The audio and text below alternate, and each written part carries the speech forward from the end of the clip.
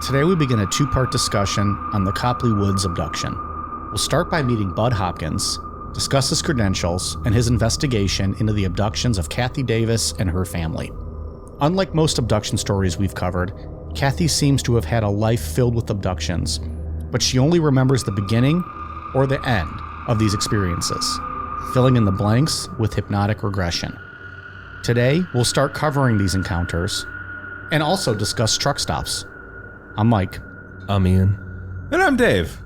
If you're a fan of UFO abduction stories, stick around and join me in praying that the subject of tonight's story is not subjected by Mike to the same slanderous vitriol that has been so unceremoniously heaped upon the late great Betty Hill on numerous occasions on this award-winning podcast.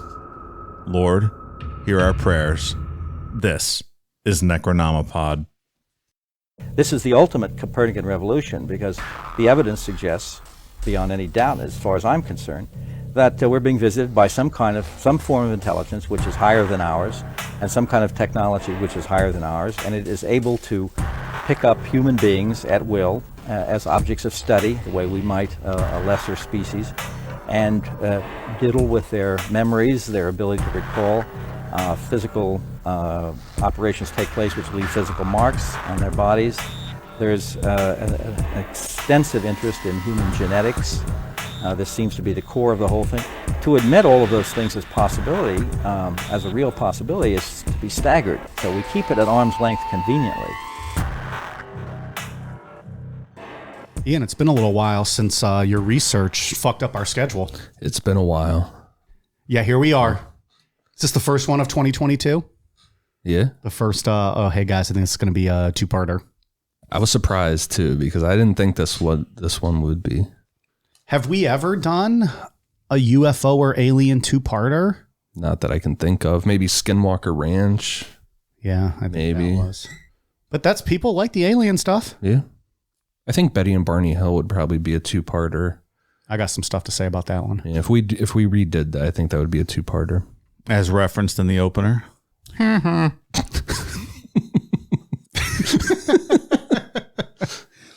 don't know. People like the aliens, though. We don't do them as often. So this will be a nice one. Yeah, people wanted more. I'm kayfabing because we got the notes 2 hours ago, so I did not get a chance to read them before this. Yeah, this was a close call episode. I was behind. It's all right. Yeah. I've read them. Good. I can adapt. Not I. So I'm going to learn on the fly here. Next time we do something, I'm going to need to plan ahead for it. Going to Slipknot kind of fucked me up Monday night. Threw me off. Very specific on his schedule. And Ian's see what happened is I did a thing one time and it threw me off because I had to leave my house. I was out of my house for one night and my whole week is fucked up. And this became a two-parter now because of it somehow. Good Slipknot show, though.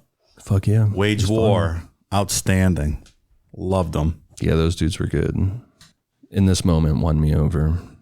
You're a big In This Moment fan now. Yeah. I feel like people are hot and cold, just either hot or cold on In This Moment. I didn't love it. Them or don't. I didn't love it when I listened to it, but then seeing them live, I really enjoyed it. So I gave them a second chance. And yeah, I don't love it. It's definitely an entertaining live show. The music, you can love or not, but there's a stage show that's there. It's like Marilyn Manson-esque type, it's a performance they're putting on. Like you could just kind of get hammered and watch it. Yeah. Original plan was that I would drive home.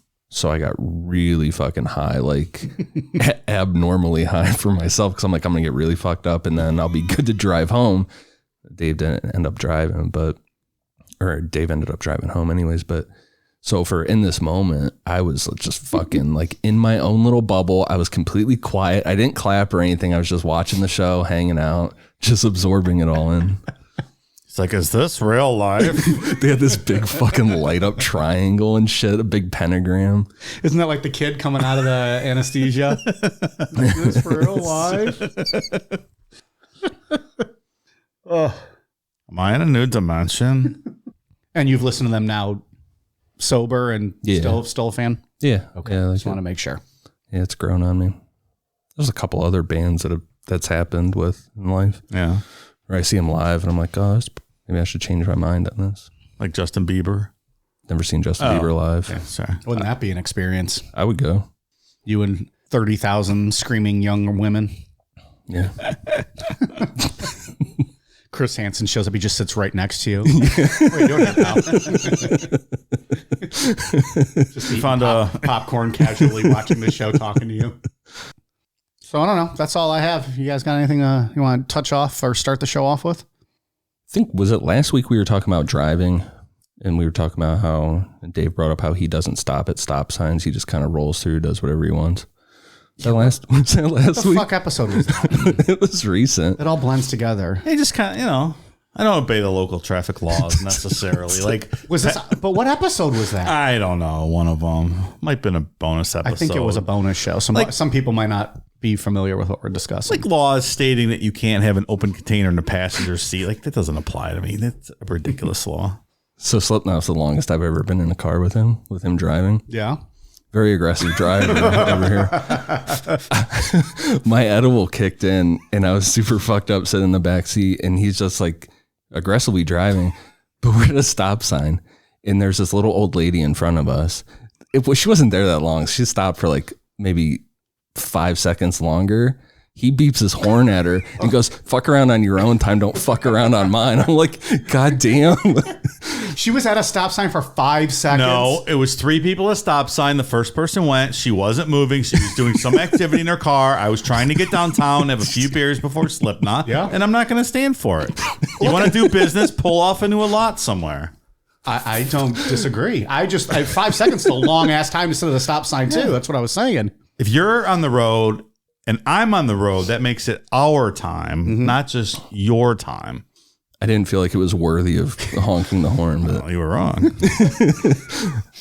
that. Fuck around on your own time, not mine. They recently put in a roundabout out by us. I think we've talked about this. Yeah. And that threw a kink in everybody because they don't know what the fuck to do at a roundabout. Apparently no one knows what a yield sign is. They think it's a stop sign. And or a go sign. There's no in between. Like, they don't know what yield means. Right. But it's I'd either they don't have look at the person all. Go. At least you're being aggressive. Be more aggressive, in my opinion. But like these people creep up to these yield signs. There's a car like in sight, a quarter of a mile away. They're waiting, and I just lay on the horn. I'm like, you don't stop. You just merge in. It's a roundabout, but it only has 3 entrances and exits. It's not even a full 4-way roundabout. They can't figure it out. Yeah, I grew up in the city. I'm not for this hillbilly driving out here and how they drive out there. Fucking go. Don't fuck around in front of me. I'm not standing for it. Well, you get an eye-opening experience. I will push you out of the way with my Jeep. He's in the back seat sweating like, I'm freaking out, man. Well, then Just Brew Christie started talking shit on the old lady too. I'm like, what are we going to do? Like, get out and fuck this old lady up? Like, why is everybody so mad about it? She knows. This lady's going to pull out of her car and beat down. He's just sitting in the backseat like, what are we doing? Trying to get the Slipknot, bitch. Get out of my way. That's great. See what you missed, Mike? Yeah. Big pussy, staying home. That's it. All right. That's all I got. Ian's like, yeah, I'm driving every time from now on. I'm not doing that again. No, because I'm going to get judged for how I drive. I would drive too slow or something. No, I don't. I think Dave and I drive similar. We don't necessarily judge the person who's driving us. We're just happy to have a DD, I think. Yeah, you drive however you want. If I'm in the back seat, I don't give a fuck. I don't even. I'd rather not drive. You got a beer in your hand. Yeah, I don't care. My only issue is, we're going to downtown Cleveland. That's a 45-minute drive. Homie's going to have to pee before we get halfway there. And then I have to hold it in. So then, like, by the time we get downtown, we are in a dire situation. And that's when I need things to hurry up. I have jumped out of the car before in downtown Cleveland, sitting in gridlock, and ran to the nearest facility. That's true, he has. Because when I had to go, I can't hold it no more. and I cannot go in like a car and with like people next to me. Like, I'm not doing a Gatorade bottle with people around me. I just can't. I'm a nervous peer. Can't happen. I can pee my pants, I think, in a car, but I can't pee in a bottle. Like, I can't just willingly let loose. So, Yeah, I've seen him run through traffic downtown. it has a happened. pisser. Well, Ian, I apologize for. Oh, no. You scarred him, pal.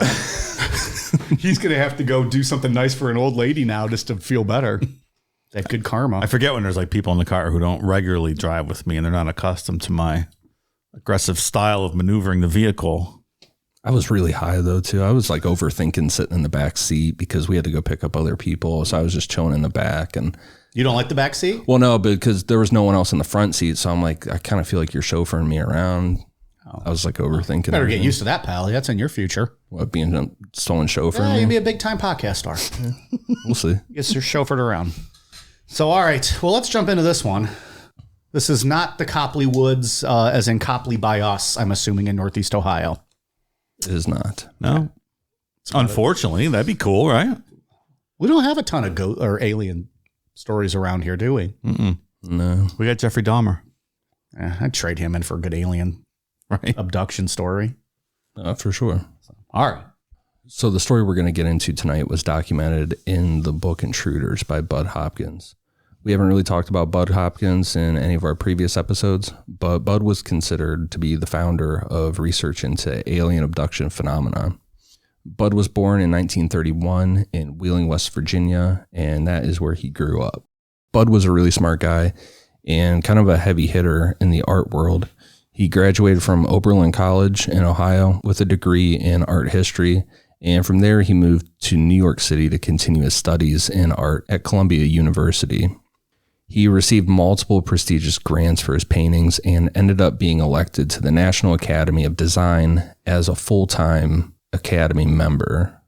Just like you, Mike, for your t-shirt designs, right? Mm-hmm.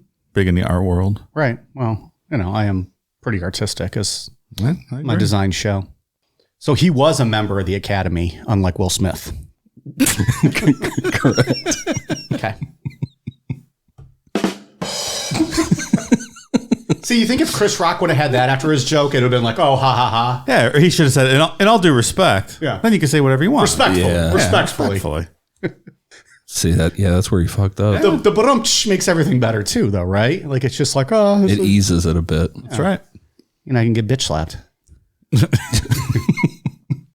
The first thing skeptics or whatever could say is that, like, yeah, this guy's a high-level artist, but why would that make him qualified to be taken serious when it comes to UFO investigations or anything scientific?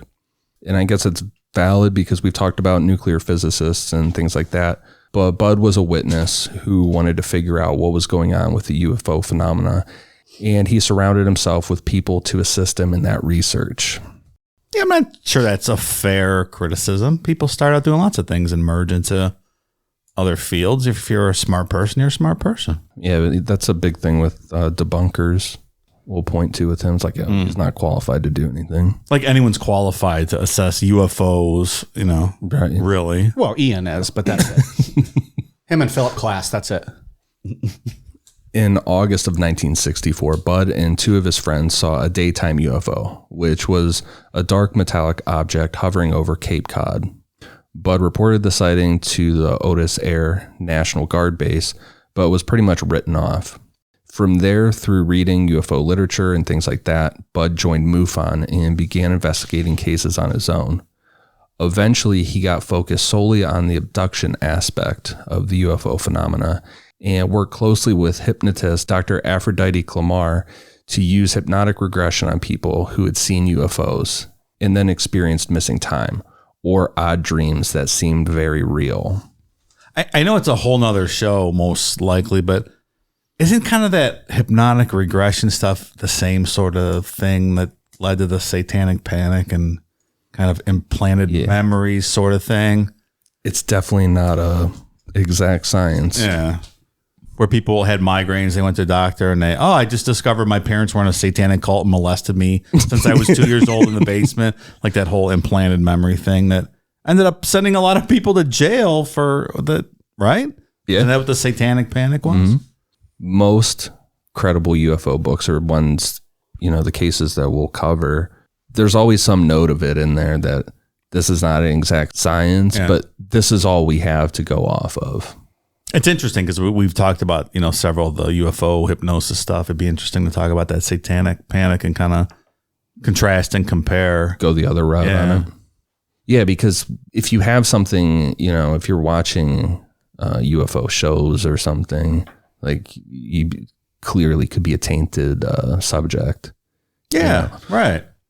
Because who knows what's in your subconscious? That's why Betty and Barney Hill was so unique, because they were kept separate from it. All that anybody knew were Betty's dreams that she talked about. All that real in detail stuff, they never talked to each other about. They never got to hear each other's hypnotic regressions. And so that one's a little better. Well, and hence my prayer at the beginning, in the opening of the show, that we don't devolve into any of that kind of talk this evening. I mean, I have no evidence thus far that there's been any illegal substance abuse yet. We'll see what happens. His name is Budd, but I don't think he was doing a bud weed, right? Yeah. He was one of them academia types, so you never know, Mike. I'm just saying I have no evidence thus far. We'll see. You ever seen Reefer Madness? You know what them learned types are into. Budd wrote multiple books on the subject. His first one was Missing Time in 1981, which is a collection of his research. He was putting forth patterns seen in abduction victims and made a case for the credibility of alien abductions. Then in 1987, he came out with this book, Intruders, about a specific woman who was being abducted multiple times, and her family and friends who were also witness to some of the phenomena. And that book is what we're going to be using tonight. Everyone's name in the book had been changed, which is good on Budd for honoring that request. But the person at the center of this was called Kathie Davis in the book. She has since come out and done interviews and things like that using her real name, which is Debbie Jordan-Kauble. For the sake of confusion, we're just going to stick with aliases for this whole episode, because everybody, all her parents, everybody has aliases. Yeah. You know who else does? Jennifer Garner. Oh, yeah? Oh, boy. She was the show Alias. Oh, that went way over my head. Dave, I'm going to need you to be on point when I throw out those random, ridiculous, stupid jokes. You get fucking an intern in here just to pick up on all that shit. I'll hire someone. We'll pay him next to nothing. Okay. Yeah. We'll just pay him nothing. Well, he can have some beer, or she, or whoever we hire. Oh, yeah. Free beer for the interns. But we'll pay them. And then they just got to do little soundboard gimmicks. Yeah, right. Like Dave's ever given up that soundboard. Not a chance. It's the highlight of his week is coming up with new stuff. Can I pee real quick? You just went like before we started the show. Don't put it in my head. I'm going to have to.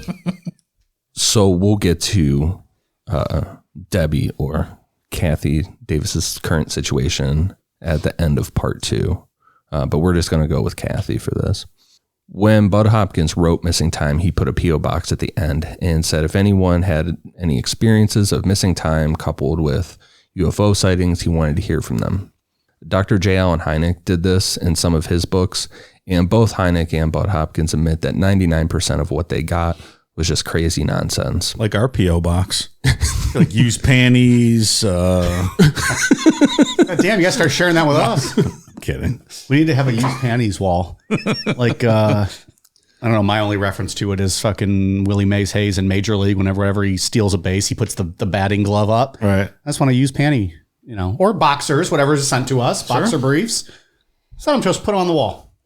Please don't actually send us your used. I'm kidding. We've never gotten any such thing in the P.O. box. We have not. I apologize. It was crass. We actually don't get much in the P.O. box. No. Not really. Stickers that come back because people don't know their home address. Or sometimes because you forget to put an address on it. Like last time I went to the P.O. box, there was a blank envelope from you to you. And I was like, hey, pal, I think this one might have stuck to the back of another envelope because there is nothing on this. That did happen. I had some sassy old lady yelling at me because I was trying to go get a package at like 5:02 and they closed it at 5. And I was like, I'm sorry. So a bunch of the stuff they received was crazy stuff. But Budd received one from Kathie Davis in September of 1983 that kicked off a multiple-year investigation. For context, the Davises live in Copley Woods outside of Indianapolis. It's not exactly a rural area, but there's enough woods out there that the neighbors have privacy.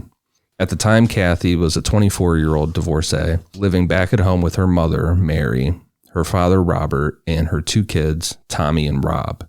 They were a pretty well-off family, upper middle class. And her letter to Budd Hopkins read, quote, It's a long one. Bear with me, people. Dear Diary, my 18-year-old camp director was looking at me funny this past week. She told me that if I touched her breasts, she would touch mine. I'm just kidding. Wrong story. Sorry. I had my other notes out. Around the first week of July, 1983, at around 8 or 9 p.m., I was preparing to go out and sew a little at a neighbor's home. And while I was standing at the kitchen window, I noticed a light in the pool house, and the door was open. I remember shutting it earlier, so I knew it wouldn't be open, let alone have the light on, so I mentioned it to Mom. She looked around and wondered what was up, but neither of us was alarmed. When I got ready to leave, I decided to drive round the turnaround to make sure no one was out there, as Mom would be alone with the kids, my sons, Robert, 4, and Tommy, 3. When I did, the light was off and the door shut, and the garage door was open, which is always kept shut. When I got to Deanne's house, a street over, I called my mom and told her what I saw and asked if she'd like me to come home and check it out. And she sounded rather nervous, which is not at all like my mom. She said she'd seen a big light by the pool house and it moved up to the bird feeder and grew to about 2 feet in diameter. But she didn't see any beam. It was just like a spotlight on the bird feeder, lighting it up, but nothing else was around it. When I got there, it was gone, and I looked all around the property with my dad's .22. I'm a chicken. I did finally find my dog Penny hiding under a car out back. Usually she carries on something fierce when anyone she doesn't know is on our property. It's not like her to hide and have to be coaxed out from anywhere, especially by me. She's usually all over me.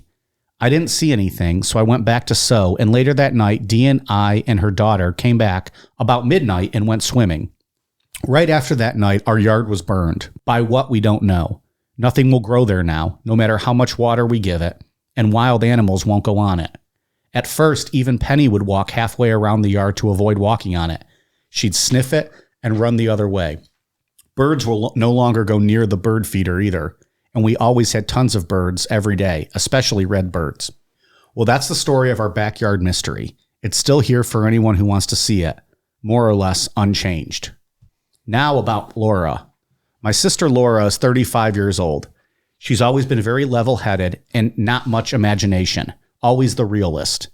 Anyway, in the summer about 1965, she left one evening about 4:30 p.m. to take my mother to bingo. On the way home from dropping her off, she was passing the church on 10th Street. She suddenly was compelled to pull into the church parking lot around back. She noticed there weren't any cars around and thought it quite strange for a Sunday afternoon in that busy area. When she parked, she looked up and saw something she'd never believed before then. It was silver, and I believe she said the lights were red, green, and white, flashing somewhat. Flickering might be a better word. It was hovering soundlessly over the lot above the telephone pole, high right over her car.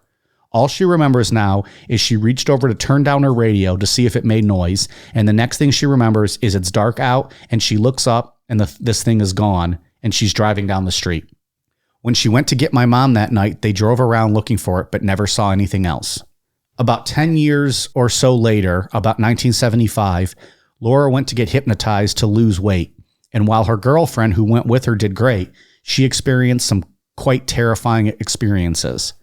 The first night she came home after hypnosis. After she went to bed, she woke up and she couldn't talk or hear. She also suffered temporary distortion in her vision. Her husband took her to the emergency room and they gave her tranquilizers and sent her home. This went on, gradually getting better. She noticed that she was going the exact opposite of what the hypnotist had suggested. He told her that potato chips and candy were fat slices. I guess it would gross out her subconscious and she wouldn't want to eat them. But instead, every time she ate them, she felt markedly better. And when she called the hypnotist to ask what the heck was happening to her and could he fix it, the moment she heard his voice, she became violent and wanted to kill him. You have to know Laura. She's very much not at all like this. Very common sense, down to earth, easygoing.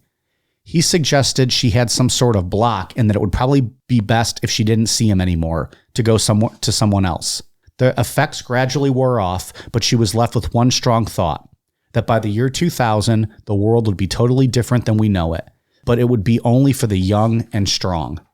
My mother and I have had a couple of unusual experiences, mine mostly in the form of vivid dreams, and Mother and I both have the same scar on our right legs. She said she got hers when she was a girl playing outside. I don't remember when I got mine, but it seems like I had it all my life. They are in the same place and look exactly alike. A nurse once told me it looked like a scar left by a bone marrow test or a pin inserted into my shin bone from a break. At first, I had only one scar, but now I have two on the same leg, about 3.5 inches apart. I got this one when I was about 13, but I can't for the life of me remember how. I used to play in the woods by the pond a lot, and I may have got it there, but I don't remember now. It's a lot to unpack in one letter. That's a hell of a letter. So Bud's like, hey, maybe I should look into this.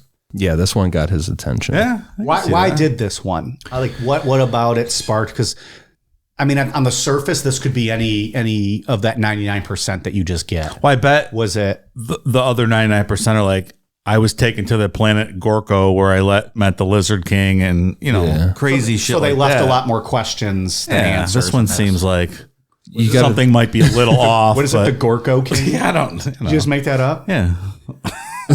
My next artwork, I'm going to draw the Gorko King. You should do it. There has to be a solid chunk of those that are just people being trolls. You know what I mean? Oh, yeah. They're writing fan fiction. Yeah, like when we talk... Like our paranormal erotica with, dinosaur fucking and stuff like that. Even our listener sex stories, half that shit's probably made up. Yeah, exactly. We don't have that crazy horn dog of listeners. Of course we do. Stop it. When we get to the Hudsonville sightings, J.L. and Hynek set up a voicemail thing for people to call and stuff. Dude, he got so much dumb shit, like people leaving him voicemails and stuff. So there's so much that is that's garbage. Well, of course. A lot of jokers out there in the world. This one's odd. The light is pretty strange. And obviously what piqued his interest was the fact that there's the burn mark on the ground where grass won't grow, animals won't go to. And she provided pictures of it. Like it permanently scorched the area. Right. And I know some interviews, her father was real particular about the grass, and he tried everything he could think of to do to get it to grow back. And that perfect circular spot would not grow back. The one about her sister Laura is classic UFO stuff, because she went down a street that she was like, I don't know why I would have ever gone down that street. It doesn't make any sense. Betty and Barney Hill, same thing. They took that back road, and looking back, I'm like, we would never take that route. I don't know why. Barney's like, I don't know why I did that. And then the other one with Laura, she's talking about the world being different by the year 2000. And we've seen that before. A lot of that future dystopian kind of and there's all of these stuff. Aerial School. We just did that one. A lot of that warning about the future and stuff. Yep. And the scars. Her and her mom, identical scars. Getting to the alien implant idea. The story has it all. She certainly did touch on a little bit of everything. The only thing missing from this compared to Betty and Barney Hill is that she doesn't appear to have been previously obsessed with getting abducted. I don't know that I would say Betty was obsessed with it. Wasn't she all fired up? Her sister. Her sister saw a UFO, but she was like, oh man, I wish I would have seen one. It's not like getting all fired up about it. It's not like every day of the week she was like, oh man, I wanted to see a UFO. I'd like to ask Barney about that. I don't think the Lord heard my prayer at the beginning of the show. I'm saying this girl did not have that same.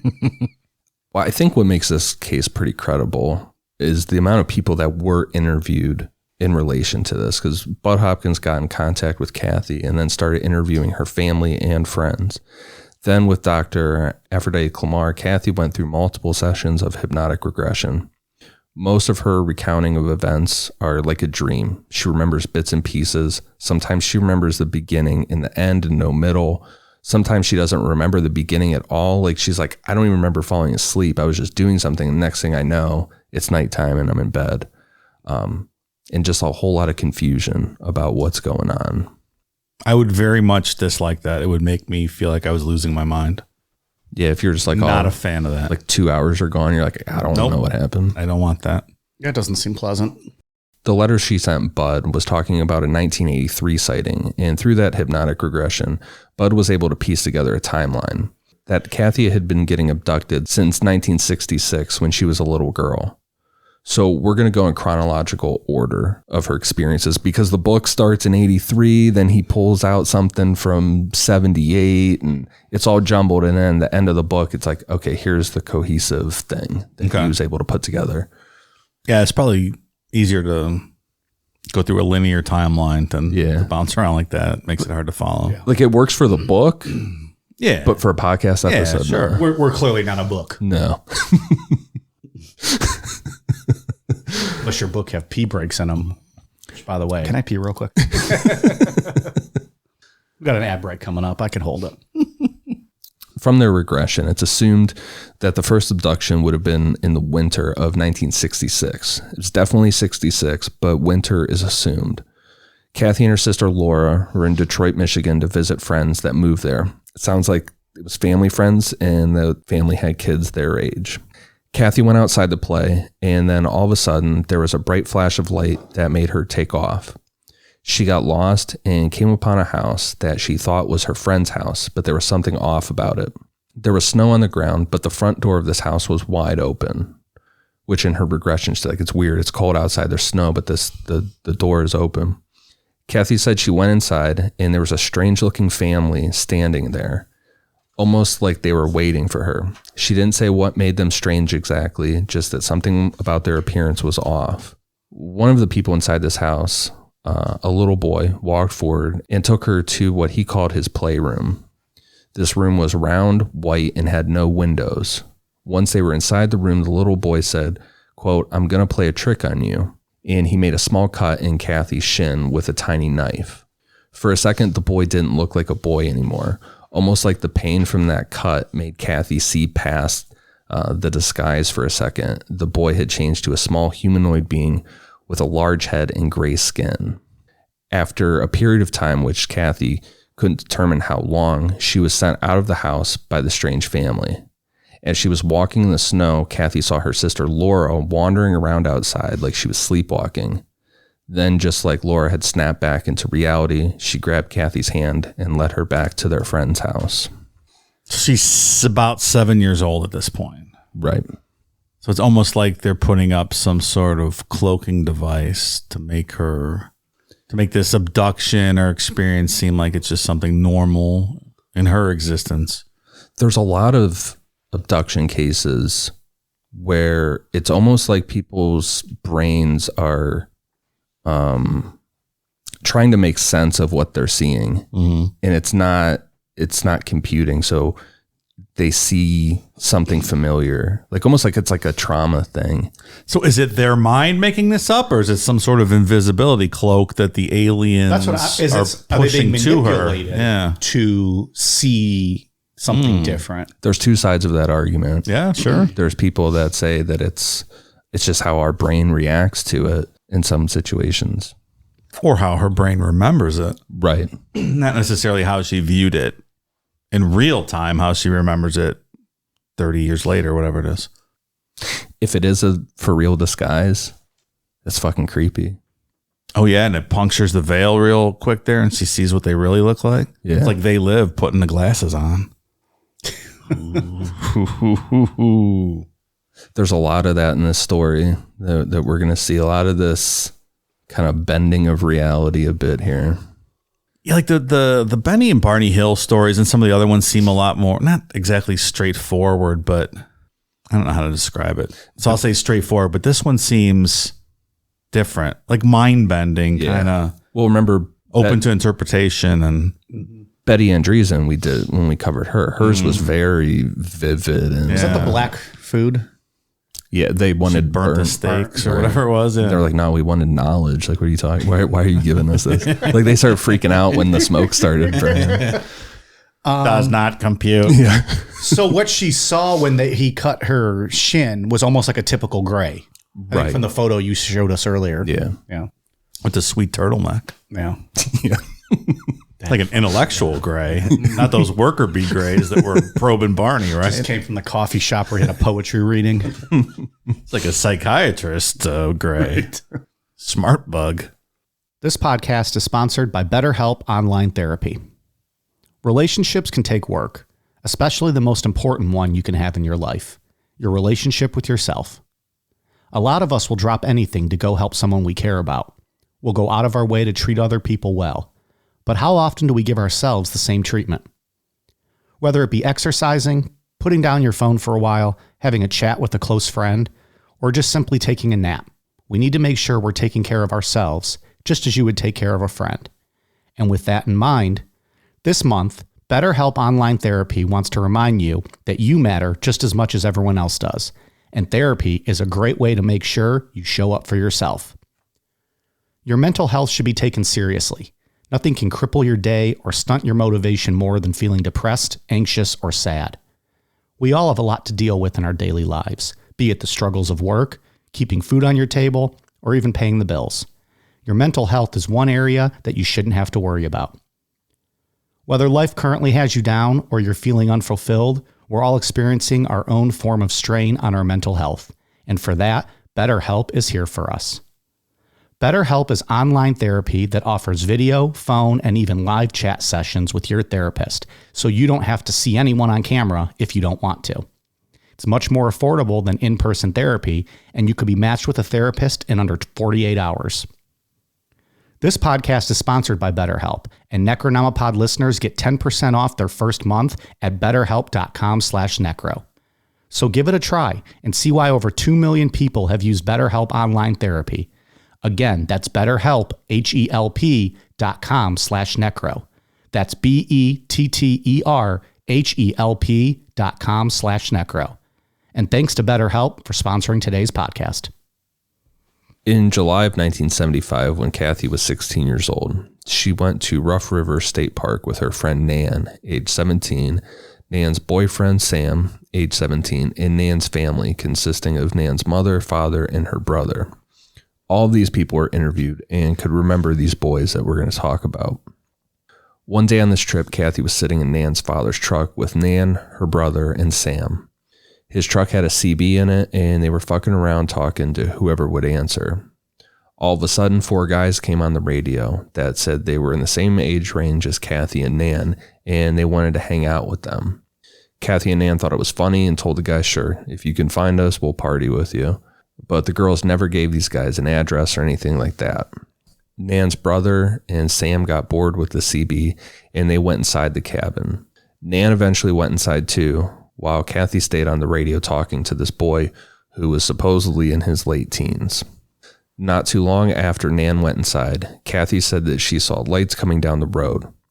The road was bumpy, like a rough dirt road, but the lights weren't bouncing around, just slowly moving toward the truck.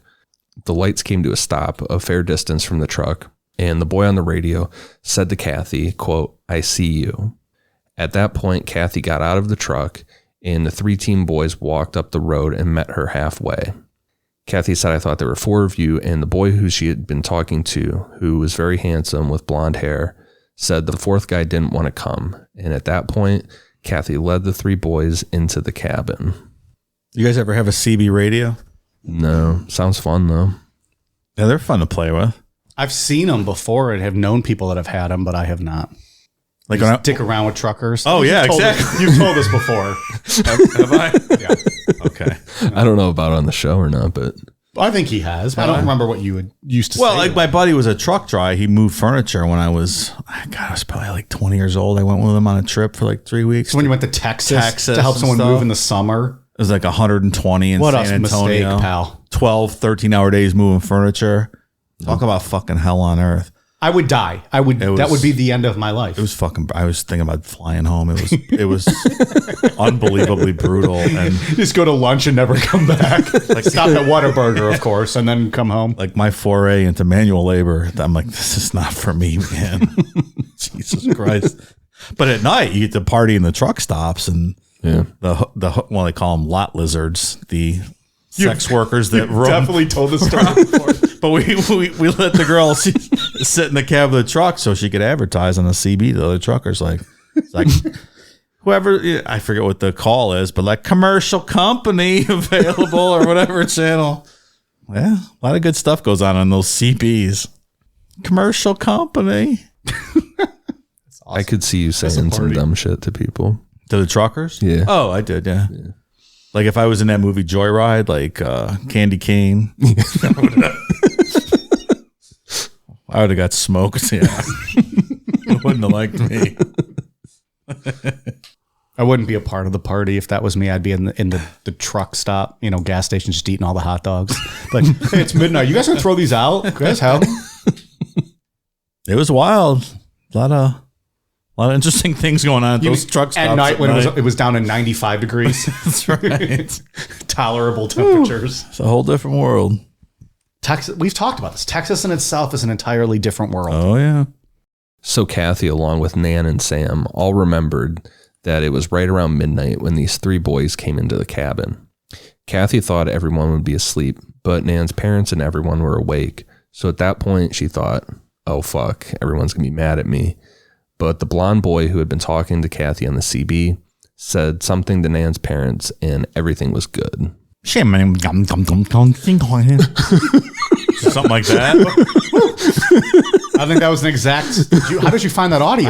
I pulled it from the archives. The blonde boy did all the talking while the other two stood by like, quote, guards, according to Sam. Nan's mother asked the leader, which that seems to be what he ends up being or being referred to, if they wanted something to drink. He asked what she had, and she replied with Coke, beer, or coffee. The boy said whatever they had the most of. Nan's mother said beer, and the boy said that was fine. They would take some beer. However, during the regression and in regular interviews, no one could remember seeing them actually drink anything. They just held on to the drinks the whole time. In all fairness, every Thursday morning after we're done recording, I never remembered Dave or I actually drinking. So is that right? Yeah. They tell me I had a good time, but I feel like it. This seems like some sort of weird Men in Black / children, black-eyed children mashup scenario. It really going on does. there. Yeah. Which is not bad because that's like the greatest hits of our, paranormal UFO type talk. Like, that's the creepiest stuff. I'm still waiting for the black-eyed kids to come to my door. And for that, when it happens, Dave, I won't believe you and I'll call you a crack whore. You want it too bad. Extremely rude. Instead, they're going to fucking show up at my door and I'm going to be fucking terrified. I'll have pictures. I just post on Instagram one day, like selfies with black-eyed children, like with my arms around them and stuff. You think they're just going to be like, yeah, of course, take that photo. That'd be great. Like their whole eye sockets are black holes. Like, check out these kids stop by last night. I think we just came on to something, pal. You need to take a photo of like Ian and I, like holding us like we're kids, like around the necks, and then just black out our eyes. Everyone thinks, no, motherfucker, he's wearing like a Stone Cold Steve Austin shirt, and that guy's wearing a Kanye shirt. We know who that is. You're like, no, I swear they came to my door last night. I'm not lying. I don't do crack. That's great. I don't do crack. So at this point in the story, Budd Hopkins wanted to know what they all did together, like more details about these three boys. Kathie and everyone else involved said that all three of them had blonde hair and were wearing blue shirts, with the boy that did all the talking being very attractive, but no one could really remember anything about the other two. The boy said that they were in a band and asked Kathie what music she liked. She said rock and roll, and the boy said that that's the kind of band that they were in. He asked her some of her favorite bands, and he told her that they played that kind of music, music that sounded exactly like those bands. Oh, how convenient. Yeah, right. Well, what music do you like? Rock and roll? Well, that's what we play. Who are your favorite bands? Oh, I like, Hanson and Third Eye Blind and Sister Hazel. That's the exact music we play. It's very Men in Black sounding because it's the late 70s. So there's a lot of that, like, rock and roll, smoking weed, whatever going on. Yeah. So like, okay, this is how we can fit in. Yeah. Music. Exactly. What kind of music do you like? That's. Oh, me too. You're in luck. Yeah. What a quinky thing. Like every guy ever on his first date with a girl, like, oh, well, what do you like? Oh, me too. That's so cool. I love watching Real Housewives of fucking Iowa City. Iowa City. One thing that Budd Hopkins pointed out in the book that led him to believe this, that there was something weird going on here, was that they never gave the name of their band or really said anything else. They just kind of agreed, and then that was it. He was, he's saying like a 17, 18-year-old kid back in the 70s that had a band would definitely say the name and would probably be talking themselves up a lot in front of girls. course. Yeah. That's the whole point of being in a band. Right. Like, oh yeah, we opened for, whoever. Deep Purple. We opened for Deep Purple. This is all regression hypnosis, right? She didn't remember this. This wasn't in the original letter. So this was all come upon later. This one is a mixture because Budd Hopkins interviewed Nan and Sam and Nan's mother. Okay. Everybody remembered these boys coming to the cabin. They can't remember much else other than what we're talking about now. Everybody agreed on that. Everybody agreed that they asked for beer. But they didn't need regression, Ted. They just remembered this scenario. Right. Okay. But there's some missing time here because Bud wanted to know their names. No one could remember these three's names at all. And when Kathie's in regression, I'm pretty sure she says that they never even gave a name at all. But is that odd? Like, I can remember meeting three girls in the 80s. I did too. One was my mom. But I don't necessarily remember their names, I can tell you, I remember meeting those three girls at camp or something. Even now, that doesn't seem so when odd I to meet me. someone for the first time, I will forget their name immediately. Yeah. I'm just not good at like those initial introductions. Yeah, like I can remember a face. Like if I met you 40 years ago, I'll remember your face. I don't necessarily remember your name though. I've only been alive 36 years, so I can't speak to that. But, maybe. No, I mean, I'm better with faces than names. I'm not going to remember someone's name. So I don't find that part that I agree. unusual or... Yeah, I would agree about the name. Yeah.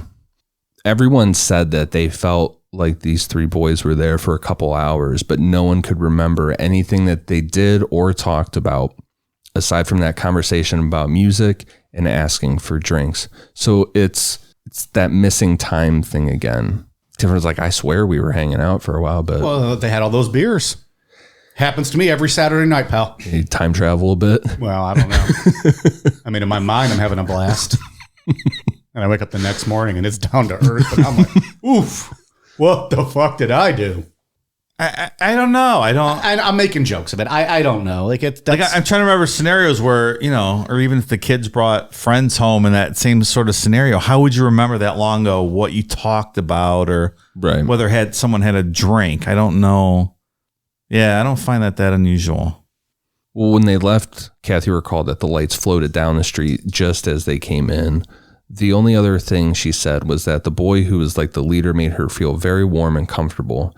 She said that, quote, their eyes were the same and the way they smiled at you with them, which is something that is going to get brought up later and is pretty common in the alien abduction stories. People say that the abductors' mouths never move. They smile with their eyes. Like all the communication comes through their eyes. I feel like this would have been a good video episode we could have done. Like I'm smiling at you right now. Not moving my mouth at all. I'm smiling at you with my eyes. Moving those eyebrows a lot though, pal. I don't think grays have eyebrows. They have a furrowed brow, perhaps. Now he's just giving us, I'm gonna bang you eyes. It's like that gif of that little kid, like giving the eyebrows, the eyebrow look. That's what it reminds me of. The thing that happened in regression about this that leads to the missing time and the alien stuff is when Kathie's talking about the car coming down the road and leaving.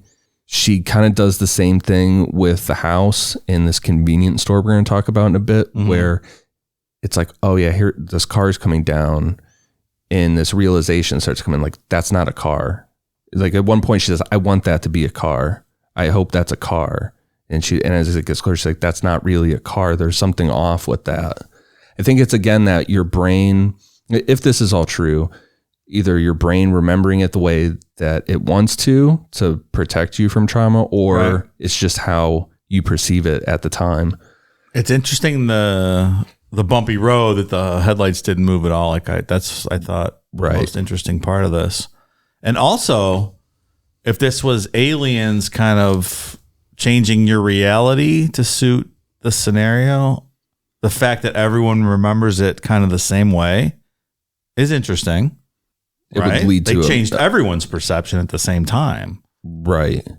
I guess it's not the same thing as Betty and Dreesen. Betty and Dreesen's whole family was there, and it was like how she said it was like they all got switched off. they all were just like frozen. And when they woke up, they were like, we don't know what the fuck happened. The power went out and now we're missing all this time. Like, did the Nan and these other people in the house kind of get switched off and they remember this happening, but they were out for several hours while whatever was taking place with Kathie? Possibly. Yeah. These stories are freaky. I mean, at face value, it's a fucking creepy thing because like in the book, when Nan's interviewed, she says that looking back on it, it's very confusing because she's like, we're fucking around the CB radio. We don't know where these guys are. We're just talking. And here a half hour later, they just show up. Yeah. We never told them where we were or anything like that. And all of a sudden they pull up and they're like, yeah, we see you. Like, they didn't have GPS or, Right. you know. Yeah. You're not pinning your location Right. sending it to them. Although a CB only has a certain radius, so Oh, okay. you had to be in But at least a still, specific area. That's not a, you know. Well, it's not like a cell phone call that can be from anywhere. But even in a specific area to show right up where they're at is a little creepy. Yeah, a little bit. I didn't know that. I don't know what the range is, but it's not Like you can't talk to California on a Yeah, CB it's radio. not 50 miles Okay. away. It's you're somewhere in that area. I think, because I haven't thought about CBs in a long time. But they were still using that technology better than Ian did when he walks home drunk from neighbors' houses. Yeah, 1978. Yeah. Yeah, they were still getting around better and finding things, Yep. you know, from people you shared a backyard with. people you shared a backyard with. Meaning, presumably, he could have went over the fence and been home. You know, I'm wondering, did you lose any time that night? I don't know. Maybe they put you at that major intersection by a stoplight. I don't remember getting there, but I do remember calling you. You did call me. CB radios have a range of about 3 miles. So then that's a little different. Oh, 3 miles to 20 miles. Sorry. Depending on terrain. And this was also in 1978, so maybe technology with CB radios wasn't as great back then as it is to, you know, Interesting. now. I don't. Between two base stations, you could have a range of about 20 miles. A well-installed system should provide about a 15-mile or more range. But you're talking about a car, CB, Yeah. Right. substantially less than that, probably. When I was a child, one of the first jobs I wanted to have was a truck driver. Yeah. I thought that was a cool gig. That's pretty cool. The end, but that's all. Oh, okay. Sure. Somewhere in between wanting to be a pro wrestler and, you know, whatever else I wanted to be as a kid. Yeah. Truck driver. It's the lifeline of this country. Makes everything move. Your store shelves would be empty in 3 days with no truck drivers. I mean, would it not be kind of cool? Although I had a teacher. If the shelves were empty? No, to be a truck driver. Oh, of course that would not be cool. I had a teacher. If you have a gun, you steal everyone else's stuff. In 6th grade whose dad was a truck driver. And I don't know why I remember this, but she told us that he had actually lost his hearing from driving trucks his whole life. Why that? All the sound, just the loud noise of the engines and stuff. Really? And that at least that's what they had said at the time, you know, that it had damaged his hearing to the point where he could barely hear anymore. I've never heard of such a thing. Yeah. That's wild. Maybe that's when I got turned off To the that idea. was 6th grade. By then I was Couldn't listen to Kiss anymore if you went deaf. You're like, fuck this. Yeah, what are you going to do? You got to listen to something in that ride, right? You can't listen to Necronomicon forever.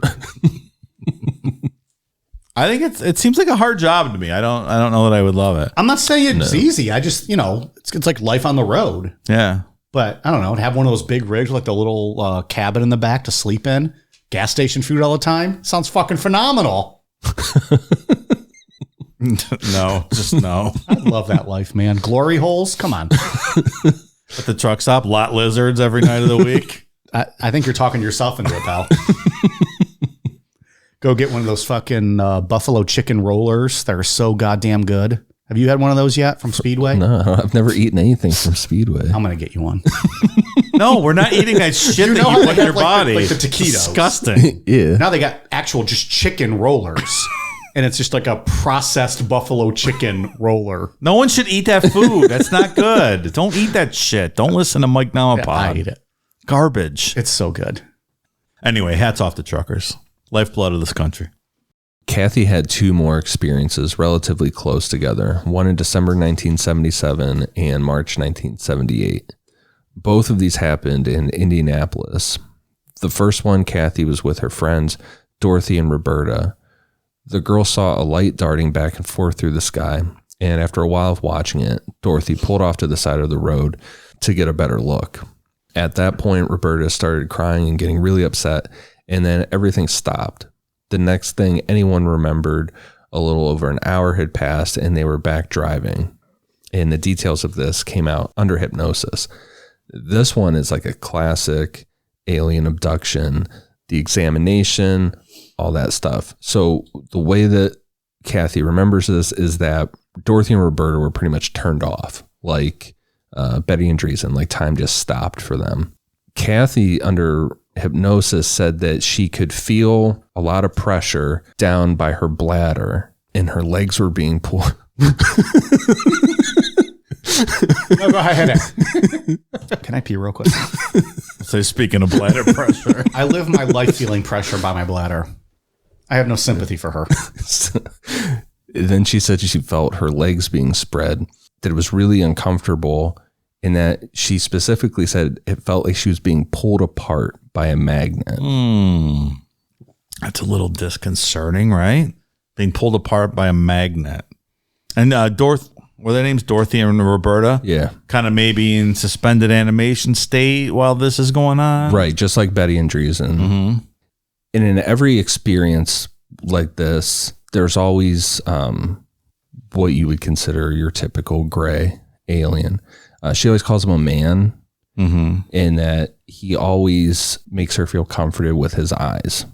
Same thing as like the boys before. Yep. What you're doing there? Smiling with my eyes. Some in a good video podcast episode.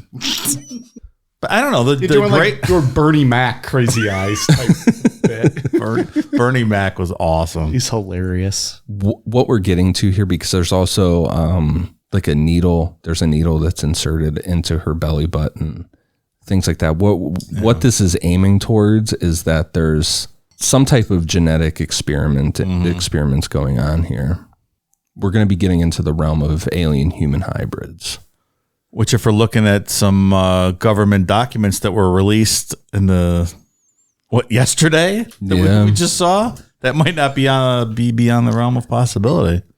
I mean, the way that Budd Hopkins does it, and we'll talk about it in part 2, and almost everybody, it's when you put all these cases together, whether you believe them all or not, there's always that running theme of they're real interested in how we reproduce. Yeah. Always very interested in that. Like I said, that's what we're getting to here, is that something is being done to her. Yeah. Sexually, like reproductive. In the one in 1978, she had the same experience with the gray being, which she calls a man, staring down at her, making her feel at ease. But this time something was removed. She still said she felt like she was being pulled apart by a magnet, all that stuff, but that she could tell something was removed at this point. Like a fetus, perhaps. It's leaning that way. She's like an incubation chamber for their hybrid experiments. That's what a lot of this ends up pointing to. This is getting borderline paranormal erotica that we cover on patreon.com/necronomipod. Well, every episode we've done on alien abductions, it always goes back to that stuff. Betty Hill, they put the needle in her belly button. Barney Hill, they got a semen sample somehow. He's never really specific about how that happened. I wouldn't be either. The whole needle in a belly button thing, like, is just so, it gags me. It grosses me out. I remember Betty's specifically because it made me queasy feeling. She talks about how long it is, and it went in, and she said that the being calmed her with his eyes. Like, he looked at her and was like, and all of a sudden she said she felt like, okay, I'm good. But then, like, Betty and Dreesen, when she was abducted and they were doing the examination, it was like they were real confused when they got to that part of her body.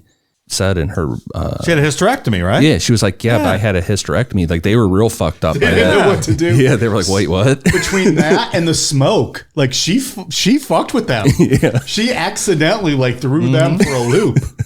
Yeah, they were real thrown off. It's interesting that Barney never exactly said how that happened. When they were, sober, Betty never told them what to say. Oh, boy. Like, we know he had a 60-time explosion. Where'd that one come we just from? don't know how it happened. That's one of the old school ones, isn't it? The old Borat. 60-time explosion. I want to watch that show. In the summer of 1979, while Kathie was pregnant with her son Robbie, Kathie was abducted from an apartment she was living in Indianapolis. She had the same experience as the other abductions, lying on a table and being examined. However, this time a thin wire with a small ball on the end was put up into each of her nostrils. When she returned to her bed, she again said that she felt comforted and at peace, which was due to this man smiling at her with his eyes. Wish we had that camera up there. We're doing a lot of smiling up in the eyes, smiling into the camera. Just post a creepy video on your Instagram of you just looking into the camera, smiling with your eyes. Kathie said that she was then shown a small black box. Like, she's back in her bed with this being looking at her, and she was shown a small black box, and she was told that she would remember what it was for in the future. It's one of the things that to me is very credible in these stories is when people are confused by what they see and they can't really figure it out.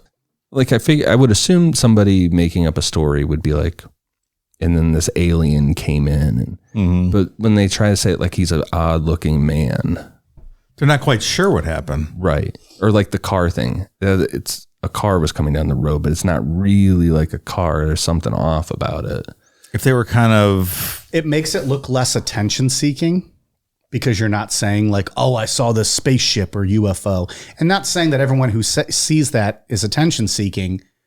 But I agree, it gives more credibility. Like, you're almost more of a realist. Like, I saw this, but I don't know what to make of it. If they had an agenda, they'd be a little more specific and forceful in trying to convince you about, like you said, like it was an alien. And in the theme of this book, and Budd Hopkins' first one, Missing Time, the people that he focused on were all trying to disprove what was going on.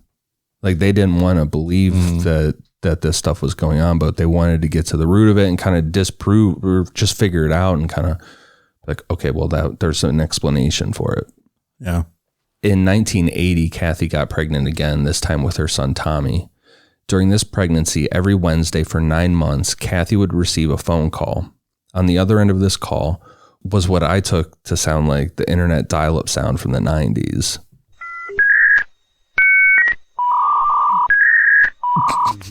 Is it kind of like this? Yep. This is 10-year-old Mike getting home from school, cracking open a Mountain Dew, logging on to AOL to check out the latest wrestling rumors. Yep. Maybe send some instant messages to my friends. Then my grandma starts button mashing the telephone and knock me off the internet. Who's on the phone? Why? God damn it, I was just about to read a spoiler of what Shawn Michaels' trunks were going to look like this weekend. Dude, that was the first thing I did when I got on the internet. I specifically remember my first time in the internet. I went to WWE's website and I was just looking at pictures of wrestlers. I'm like, this is fucking crazy. I'm sitting at my computer, I'm looking at wrestling. But my dad had one really early on. Like, he had it like right when shit came out. I was like, oh, this is fucking wild. Thinking back on it now, it looked like shit. Like, nah, I could beat off on my computer and set my TV. I don't have to wait for Monday nights to get off.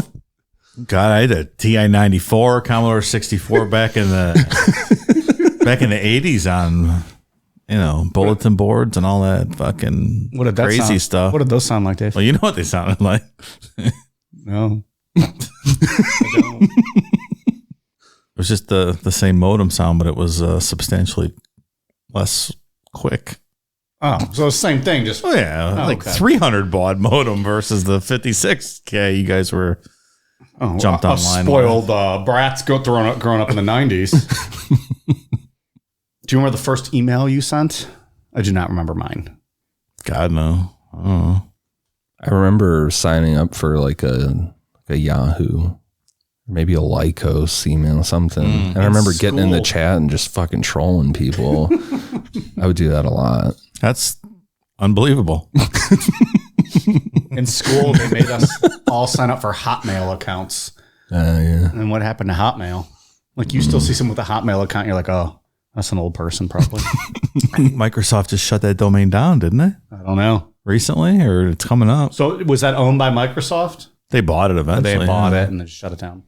Is Lyco still available? Is that? Oh, still I don't out there? know. That's wild. If it Do is, you still use Ask Jeeves for your search engine? Jesus. No, you know what I do? I type it in just the search bar at the top, and then whatever comes up, comes up. I don't fucking know how that works. Like, I wonder what Ask Jeeves has to say about that. I'm not going to type in a website just to type in something else. What, fucking imbecile? Ask Jeeves. Imagine if that was the Ask Jeeves won the war and beat out Google, and everything was Ask Jeeves now. That'd be awesome. Didn't you have to phrase it in a question or no? Like Am I it was just making- Jeopardy? But because it was Ask Jeeves, so it was like, I don't think what? you had I to. don't think so. I don't know. Is that what you were doing? No, I don't know. Ask Jeeves was like when I literally was first using a computer. What, if anything, is wrong to jerking off to Shawn Michaels tights? Ask Jeeves. Yeah. I'm sorry, is that a question? Well, There is Michael, nothing let wrong me. with that. Where do I start? I don't know. I don't remember what Ask Jeeves. I know of Ask Jeeves, but I don't think I ever used it. It was before even my time. I don't think anyone did. Yeah, Maybe they did. I don't know. I've never met someone that brought up Ask Jeeves like it was their main shit. Still, My first memory of using a computer was playing Oregon Trail. that was fun. That was my first memory of a computer. And then I died of dysentery, and then I was like, fuck this, I'm going home. I'll go play with my wrestling figures. Yeah, that was for sure my first one. Yeah. My first internet one though was WWE, and then I was looking up some alien shit too. Of course. Yeah, nothing has changed. Yeah. Ask Jeeves was rebranded to Ask.com in 2005. And still no one used it. Who the fuck goes to Ask.com? Ask.com ended its foray into search engineering in 2010. Yeah, okay. Well, they made it till 2010 then. Pour one out for Ask Jeeves. Now, Ask.com, I've been to a few times. Have you? Anything good there? I don't know, but I bet if you search it, something fun's going to come up. So that 90s sound, the modem sound was what she would hear every Wednesday for 9 months while she was pregnant. Behind all that sound was a voice that just kept talking without ever pausing. Like when Kathie or someone else who answered the phone would say, hello, who is this? Stuff like that. The voice never stopped to acknowledge them. No one could ever make out any words or what exactly the voice was saying, but Kathie and her family members said that at times they could sense that the voice was angry, sad, or just sometimes kind of blah. And really fucking creepy is that she was pregnant with her son Tommy at this time. Fast forward to Tommy being 3 years old. He had a real issue with talking, and she said, and her mother and her father said that the way Tommy tried to talk at 3 years old sounded a lot like the voice on the phone calls. Yikes. Like this jumbled speech that you can't make out. That's really weird. But this one was all electronic and had the sounds. Didn't John Keel get a lot of weird calls like that too? That same kind of deal? Mm-hmm. John Keel that wrote the Mothman Prophecies book? Yep. Indrid Cold. There was a lot of phone calls going on with that. Oh, there was party lines back then. Maybe that's just their neighbor was on the phone. You know what was weird? In this book, they bring up Budd Hopkins as we ruled out any kind of sexual person, calling the house. And then in John Keel's book, Mothman Prophecies, he also talks about ruling out, he calls him the sexual deviant or something, making phone calls. Is that a big issue back in the 70s and 80s? Dudes. The heavy breather? Yeah, dudes calling women like that. Yeah, nothing else to do, right? So you're just going to sexually harass they women couldn't get on on the Jeeves phone. and look up boobies. So what are you supposed to do? I just found it odd that two separate books pointed out that these weren't sex offenders calling people. What are you wearing? It's weird growing up in this age where it's I remember dial-up phones. I had them. Yeah. But I wasn't I don't know, my childhood wasn't crank calls and stuff like that. Oh, I was doing a lot of crank calls. What are you talking about? I never did any of that. Oh, yeah. I love doing that. Oh, yeah, it was I think 7th or 8th grade. Oh, yeah. We called our fucking By gym then we coach had, from by then school. we had AOL. I was online. I got in trouble in grade school. I ordered my teacher a Smurfs record and had it sent to his house. You could call 1-800 or whatever, and you could have anything shipped COD. Yeah. So it gets there and like it's cash on demand when they deliver it. Smurfs record. Smurfs record. What? Like, that's pretty funny. Well, you just sitting there one night, like, eating chips, watching TV, and they're like, oh, buy the Smurfs record. And you're like, I'm going to send that to my teacher. Yeah, pretty much. Like a lot of tomfoolery was based around telephones when I was a kid. Yeah, like that's where a lot of the phone hacking and all that stuff started with that. What is that blue box that all those guys like hacking the phone company stuff, and that was cool, innovative, stuff back then. Hacking the phone company, man, sticking it to the man, making free phone calls. I guess I never just got the humor in crank calls.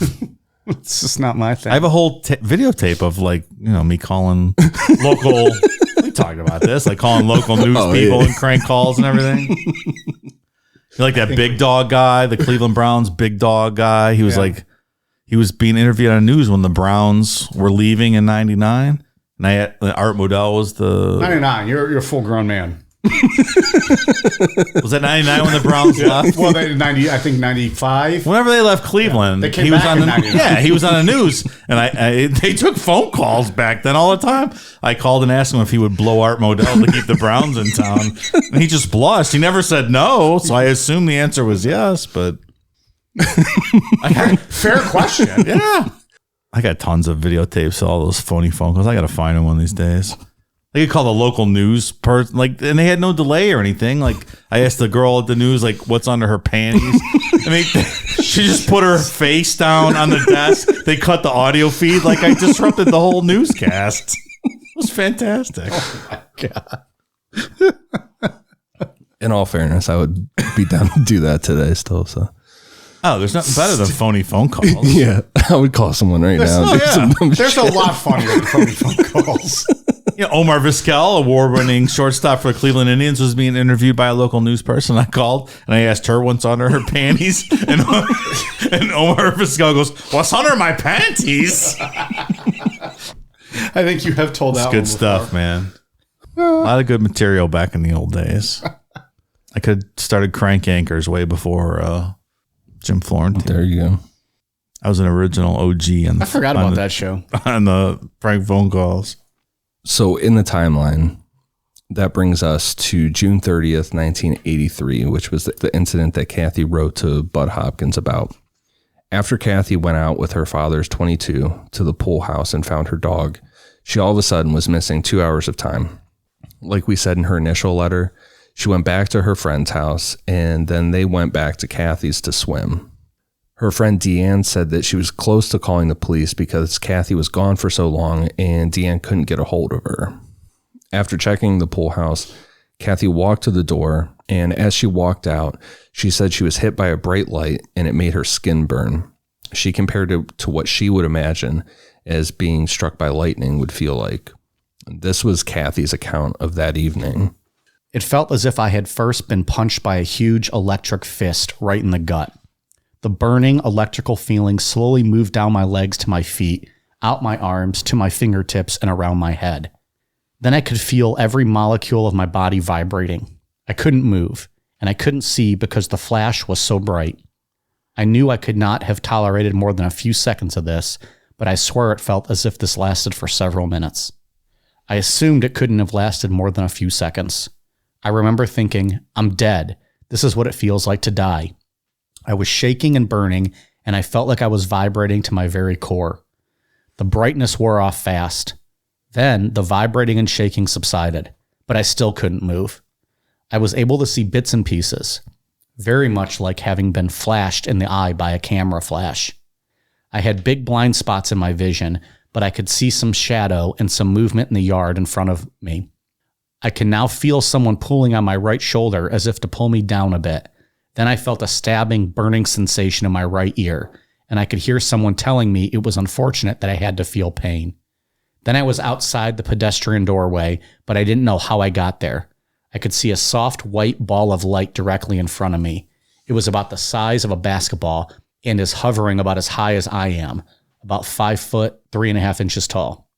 The light slowly moved up and down as if it were looking at me from head to toe. Then it moved into an egg-shaped thing and disappeared.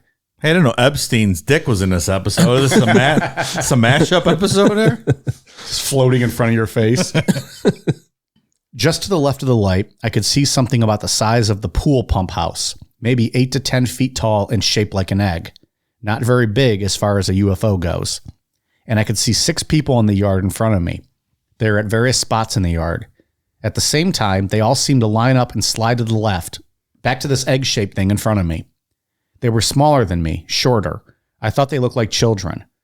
Bullet-shaped children. Bigger in the head and getting narrower at the feet. I couldn't see much detail, mostly just silhouettes. Bullet-shaped children. That's an interesting description. That's the name of my band. Is that right? Bullet-shaped children? Yep, right. Like Britney Spears cover band? We do some, Brittany. Okay. Yeah, mostly focus on like Mandy Moore, Jessica Simpson, their early days. Mandy Moore. The classics. Little in other Christina words. Aguilera before she went dirty and got all, Understood. provocative. That's not for Right. me. I'm a religious man. The rest of this event is still a blur after 20 years. The next thing I remember is hearing someone say, "It's over." I suddenly remembered my kids. I thought, my kids, oh my God. And immediately I heard a voice say that my kids were okay. I heard my name being called and I was able to move, and I turned and began to walk up the lower porch steps toward the back kitchen door. With each step I took, the memory of what had just transpired faded until by the time I reached my mom at the back door, I did not remember anything after I entered the garage. I said to my mom, "Everything's cool." And with that, she became animated again. It was as if she was standing there in a daze until she heard my voice. Fucking freaky, man. Time stand still stuff going on. Yeah. It's just terrifying to think that someone has that ability to do that to you, Like you're not really in control of your surroundings. You're just subject to the whim of an alien or foreign invader or whatever this is, It just takes over, freezes the moment or whatever, and anyone around you. And if it's all true, it could happen to a ton more people. Like, what if whatever they use to make people forget, amnesia, it just kind of didn't work on these people, but maybe it works really good on everybody else. And that's not out of the question. I mean, some people go into surgery and remember they're not completely out. So yeah, there's precedence for that. Right. Like, what if this happens on a really large scale and you just don't know? Now you're scaring me. Maybe that's what weird dreams are. Like, I hate dreaming. If I could flip a switch and never have another dream again, I would love it. I like dreaming. Hate it. I like it. I had dreams all night last night. Really? Fucking weird shit. I don't like it. I feel like I've been up doing shit all night, not sleeping. I don't like it. I don't want it. It's not good when you feel exhausted the next day. Like, my mind's tired because of all the shit that was going on the night before. Like, I don't want it. I just want to turn off and sleep. I never remember my dreams. If I do, I have a reoccurring dream that happens. That's really a bad dream. It takes me a minute to wake up and like get out of it. Yeah. Other than that, I don't remember my dreams ever, which is good. I like remember hazy details, like a broad landscape of what was going on, but nothing. Yeah, that's usually typical, right? Like, yeah. But I feel like I was doing something all night. Maybe that's what dreams are. Like, who knows? Like, when you're getting You don't like to do anything in the day, let alone at night when you're trying to sleep. I just turn me off, man. Stop giving me dreams. I don't want to think at night. But I mean, when we're getting into realms like this, who knows? Maybe that's what dreams are. Yeah. You know? You talked about that thing earlier today, that UFO report, which as soon as that comes out, I'm sure we're going to do a bonus episode on all that whenever that comes out in full. Like, there's a lot to unpack in that report. Yeah, but there's that one. There's this line here about, it's like a classification system, but there's this line, a flyby where the witness experienced a transformation of reality into the object or its occupants. What does that mean exactly, into the occupants? I don't know, man. Like, you're seeing first person as them on some sort of ship, I don't know. experiencing it like that. And then you're getting into the realm of J. Allen Hynek and Jacques Vallée and their book, Edge of Reality, where they're putting forth the idea that somewhere in here, there's a technology that we're not familiar with. And it's something that is a mixture of physical and psychic, that there's a mix here, that somehow it's bending the reality of the person experiencing this. And then if there happens to be other people around, then they can affect everyone's reality. Which makes sense why we don't understand any of this. Because it's always the grasp this. Yeah, and that's always the argument too, is that it's like, well, if someone was abducted by a UFO, wouldn't you see them just floating out of their fucking house or whatever? I don't think their actual body maybe doesn't even physically go anywhere. Maybe it's all, or maybe that psychic. Invisibility cloak is up and you wouldn't see it anyway, because that's not what they're projecting you to see at that moment. Like I feel like these experiences are for that person only, and you're just not going to see it. Yeah. Because reality is different for everyone. That seems to be what we're talking about. You still want to have that experience? Yeah. No, not like this. Yeah.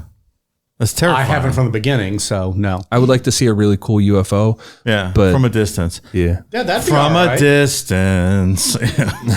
There's stuff we're going to get into next week with this episode. Like, we still have a whole other encounter to get into tonight, but next week we're going to get into some stuff that it sounds like this family is being haunted by a ghost. Like, their house is fucking haunted, but it's not. It's a whole abduction phenomena happening.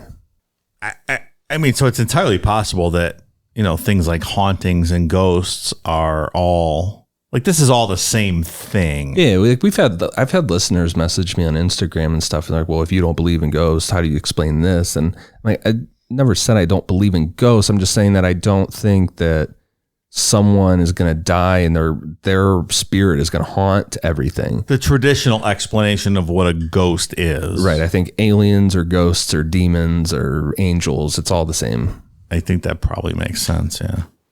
Or ghosts don't exist, but aliens figured out how to make you leave your body because they have technology that we don't. Like you talked about earlier. Yeah. It's just different interpretations of the same thing. We perceive Seems that as likely. meaning like, oh, your soul or your ghost is leaving your body. Oh, maybe they figured out a way to extract part of you from you, like, get you off like they did Barney Hill and send you back. Like you, 60-time explosion. when you're talking about not understanding this stuff, like that our brains can't understand it, just talking to the next dimension, the fourth dimension, right? If you put a cube in the fourth dimension, it turns into a tesseract. And you can see that image on a computer. You can look up what would a cube look like in a fourth dimension. You can see a picture of a tesseract and what it would look like, but you're still not really seeing a tesseract. You're looking at it on a 2D screen. We can't comprehend what a tesseract would actually look like in front of our face because we can't see it. Right. I think that's a lot of what we're talking about here, that we just can't understand it. Well, take someone that lived, 3,000-4,000 years ago and place them in our time. What does this world look like to them? They wouldn't be able to understand that. Yeah, like if you showed them a smartphone. Yeah. You show them this room. There are lights on. Yeah. There are computers. Or an there is this thing. Right. Or an airplane. Or they would recognize like drinks in our glass. Yeah. Like, or a that's television. And you extrapolate that out, us in that same scenario with something or some race thousands of years in the future. Is it really that much of a stretch that we can't understand what I don't think takes it's a place stretch at all. sometimes? No. Look, we're pretty dumb as a society. Relatively speaking, I feel like we're pretty dumb. No, we're not the best. We could be better. We could be better. Look, we all get annoyed when our iPhones have new Apple updates because we're like, oh, I got to learn this. We don't want to do that. Like, we just want what we know, and that's it. I'm very guilty of that. I don't like change. No. Like, I got to learn something new. Like, you're changing my iPhone. I was happy with my BlackBerry, to be honest. I never had a BlackBerry, actually. But they looked cooler. Like, you had that little... They were great. It looked important. I loved it. That little ball that you scroll with. That's right. What it was. Always worked. So Kathie's next abduction experience happened on October 3rd, 1983. And it goes along this whole line of just this really interesting thing, like with the three boys, in this concept that we've been talking about all night of what people comprehend or what happens when they look at something that they don't understand or that scares them. Kathie arrived home from the grocery store that night, but she suddenly felt this urgent thirst for Diet Pepsi, and there was none in the house. She felt like she had to drive to 7-Eleven to get a drink, even though that there were other drinks in the house. Like when she's looking back on this, she's like, I don't know why I would leave again. I just got home, but I'm going to turn around and leave again. Yeah, going out at night to get Diet Pepsi is the most absurd thing I've heard in this story so far, because that's one of the most disgusting things I've ever tasted. Diet Pop in general, I think, is grotesque. I know you're a Diet Coke fan, but I would not. Diet Coke might be the best tasting thing on the planet Earth. I would just Diet Pepsi. Assume not drink anything before a diet soda in general. All I drink is Diet. Yeah. Diet Coke. No good. Diet Mountain Dew. I love Diet Coke more than I can even explain to you. I'm glad you enjoy it. I mean, if you're going to 7-Eleven, at least get a hot dog, though. There's a dynamite there. There's been way too much gas station talk tonight. Yeah, by you, not by us. You brought it up first with the truckers and all that garbage. And then, of course, when you're talking about truck stops. I said I was at a truck stop. I didn't bring up any fucking food. But if we talk about a truck stop, what else are you supposed to talk about? The only good thing at a truck stop is the gas station food. Certainly not the glory holes. Well, I put that hot dog in my glory hole. That's it's called my mouth. And it is glorious. It's a gross misrepresentation of what a glory hole is. So when she got into the car to go get her Diet Pepsi, she was having a hard time getting it to start. The only way to get it to start was to turn on the interior lights first, then start the ignition. She leaves the house at 11:45 and starts the 20-minute drive to the convenience store. As she's driving, she notices a low-moving object in the sky. She tells herself that it's the Goodyear blimp that her friend Wilma saw earlier in the day. She keeps watching this blimp as she's driving and notices lights along the bottom, which she thought would be the letterboard on the blimp. I read that it said Ice Cube's a pimp. Is that accurate or no? Yeah, it is. Okay, great. She noticed it's almost rolling instead of gliding like a blimp would, and that it was very low to the ground. When she got to 7-Eleven, Kathie goes inside and sees the cashier, who she immediately feels strange about. This isn't the usual cashier, and the convenience store started to not look right either. She said all she could remember was that the store was lit up and had big windows. 1 minute she's inside the convenience store, the next she's outside in the parking lot with this strange man. She recognizes him for a moment as the gray smiling man. Next thing she knows, she's driving home again, but taking a route she usually doesn't take. When she got home, everyone was asleep. She checked the time and it was about 20-1. At that point, she's feeling cold and tingly all over, and Kathie realized that she never bought a drink that she went for, but she doesn't feel thirsty anymore. She starts getting really nervous, where she feels that something else is going to happen. She's feeling very uneasy about the windows in the house, and she doesn't want to look out them. She's in her bedroom with the TV on, trying to relax, and this uneasy feeling is going on to no avail. She decides to go downstairs to call her friend Sally in New York, but she's scared to walk past any windows. While she's downstairs, she noticed out of the corner of her eye a light next to the chandelier, but when she looked over, it was gone. After her call, she went back upstairs to take something to try and get some sleep. She's standing in the hallway and notices a small ball of light in the hallway, which she tries to convince herself is lightning. But then under hypnosis, as soon as she says, I think that's lightning, and then she goes, but why would there be lightning inside the house? It's like a simulation or something. It's very strange. It almost reminds me of like the craziness of the dream that Tom Hanks has in The Burbs. When he's walking on those steps, like the chainsaw comes through the door. Yeah. And then he's standing by the fireplace and the smoke starts coming at his feet. It's very odd. So all this was discovered during hypnotic regression. Right. What she could remember outside was that, I wanted this Pepsi, and then I got in the car. I asked my dad if he wanted anything. He was watching TV, got back in my car. Next thing I know, I'm back at home. An hour has passed. And no Pepsi. No Pepsi, and it should have taken me 15 minutes to get there and back. So it's almost like they grabbed her right outside the door and kind of simulated that she went to the store and did all this during this time. or led her to that spot. Yeah. Because the convenience store is obviously not really the store. It's the UFO. She's just seeing it. Sure. Or her brain is registering it as a convenience store. It's almost like they're like, come see these raccoons every night. Come visit these raccoons. And you show up and then you get home and you're like, why did I go to see those raccoons at a Speedway gas station? Non-smoker Ian doesn't see those raccoons anymore. Aliens would have to figure out another way to get me out of my house. My fault for that raccoon trick anymore, you stupid aliens. They reprogram. Oh, look, we're at the weed store instead. He's like, I'll see you in 20 minutes. You sons of bitches. You got me. So she decided to go to her son Tommy's room and carry him into her bedroom and to sleep there, feeling that maybe having him next to her will kind of ease her, help her go to sleep. As she's laying next to him, she starts hearing a noise, a humming sound that Tommy seems not to hear. She's feeling cold all over and tingling all over her body. As she feels that, she then fades into sleep. Her next memory is of pressure in her chest, as if hands were touching her chest right under her breast. But you can't do that, Mike. Underneath the breast. You don't have that move. That's, that's a thing. I'm going to have to learn that one, I think.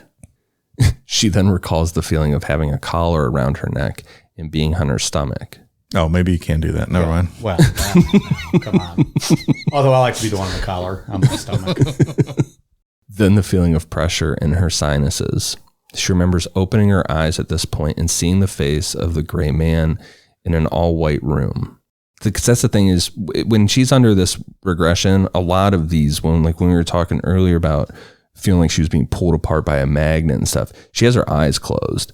Like in her regression, she's like, I'm scared. I'm not opening my eyes. And then anytime that she does, she sees the gray, the alien, which she calls a man. And again, his eyes are smiling, but the small slit of a mouth isn't moving. But yeah, exactly. I surely hope you post this on Instagram. I want people to see Dave's fucking smile eyes. And that comforts her. It's gonna get reported so many times. I opened my Instagram and I was violated by this man looking at me. Then out of nowhere, she feels warm all over and recalled waking up outside in her backyard in her nightgown, confused as to how she ended up outside. And then she went back inside to where Tommy was asleep in her bed, and she went to sleep. And that's where we'll pick back up on part 2. No, just no. That's really scary to me. This whole story is very scary. I agree. Wait till next week, man. There is a part that made me very, it scared me reading the book. I was like, fuck, I don't like that at all. I'm going to have dreams about this tonight now, and I'm not going to like it. Maybe they're dreams. Maybe they're actually happening. Oh, my God. Now he's not going to sleep. Jesus fucking Now he's not Christ. sleeping. Like when I saw that thing today, that about the Pentagon reports that came out, and they're not all out. But as soon as I saw that bit about unplanned pregnancies or like mysterious pregnancies being linked, it kind of blew my fucking mind for a second, because I'm like, I've been looking into this stuff for so long, and then to actually see that the government, like the defense, finally is like actually acknowledging that, even the idea of that is fucking crazy. Because then that opens up the whole door of, okay, if they're taking that aspect of this serious, it's this, well, what are we talking about now? Yeah. If it's really real. I saw Rogan tweeted that today and said, I'm pregnant. Thanks, Joe.